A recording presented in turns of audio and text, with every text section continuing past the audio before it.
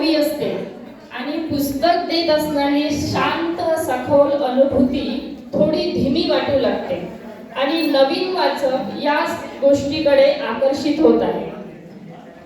हे सुद्धा वास्तव आपण नाकारू शकत नाही.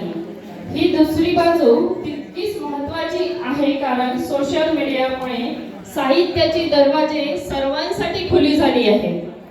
सध्या स्थितीत अनेक वाचकांना हवं असलेलं पहिलं पुस्तक, पहिला लेखक सोशल मीडियातूनच मिळतो आहे. नवीन लेखकही इथूनच जन्माला येत आहे. म्हणूनच मला वाटते दोन्ही बाजूचा सकारात्मक विचार व्हायला हवा. सोशल मीडिया वाईट आहे ही एकतर्फी भूमिका योग्य नाही. तसंच खूप चांगलं आहे तसंही मी म्हणणार नाही.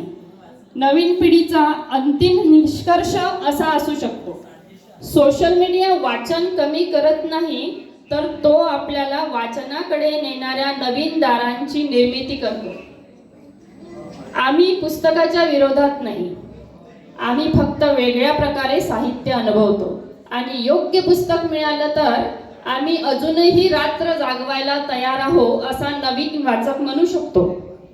नवीन वाचकांचे असे म्हणणे देखील असू शकते, आम्हाला खोल साहित्य आवडत नाही. हे चुकीचं आहे. आम्हाला आवडतं, पण आम्हाला त्यापर्यंत पोहोचण्यासाठी पहिली ओळ खूप महत्त्वाची वाटते, जी आम्हाला समाज माध्यमातून मिळते. नवीन वाचक फॉलो करतो व्यक्तीला, फक्त मजकुराला नाही. सोशल मीडियावर लेखक दिसतो, बोलतो आणि त्यामुळे तो मानवी मनाशी लवकर कनेक्ट होतो. आधी पुस्तक नंतर लेखक हे सूत्र आता उलटले आहे. आज जेव्हा असं म्हटलं जाते की नवीन पिढी पुस्तक वाचत नाही, तेव्हा मला वाटतं ते पूर्ण सत्य नाही. ही नवीन पिढी जास्त सोशल मीडियावर जरी असते, रील्स पाहते, पोस्ट वाचते, कमेंट करते, पण याचा अर्थ असा नाही की त्यांना शब्द, कथा किंवा विचार आवडत नाही. बऱ्याच जणांना पहिली कविता, पहिली कथा, पहिला लेखक सोशल मीडियावरूनच उपलब्ध होत आहे.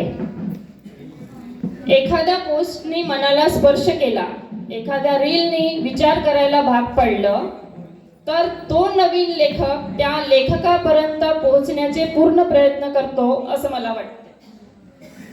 जर एखाद्या पोस्टवर 3 ओळी आवडल्या, तर तो वाचक त्या लेखकापर्यंत पोहोचतो आणि ते पुस्तक देखील घेतो.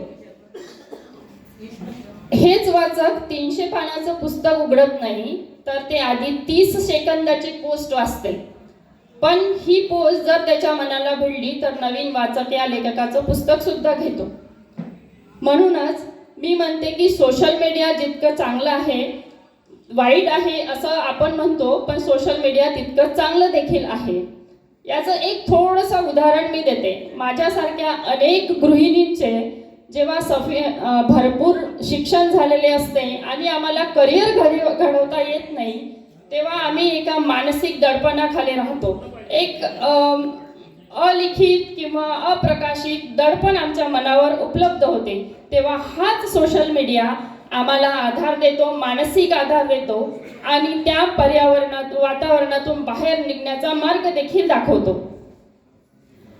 एवढं मला म्हणायचं आहे. बाकी एक छोटीशी कविता मी यावर म्हणेल. स्क्रोल आणि पान. मोबाईल म्हणतो माझ्याकडे ये, पुस्तक म्हणतो थोडा वेळ दे. एक रील दाखवते नाचत गात, पुस्तक म्हणतं पान उघडतं हसून शांत. रील म्हणते 3 सेकंद पुरे, पुस्तक म्हणे थांब अर्थ उरे.